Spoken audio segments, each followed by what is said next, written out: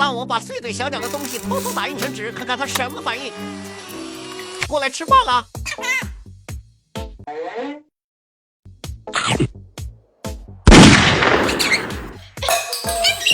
再把水盘也换成打印的，他想都没想就上去喝了。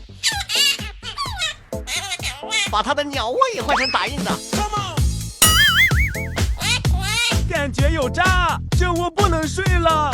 竟然睡我床上，帮我把床也换掉。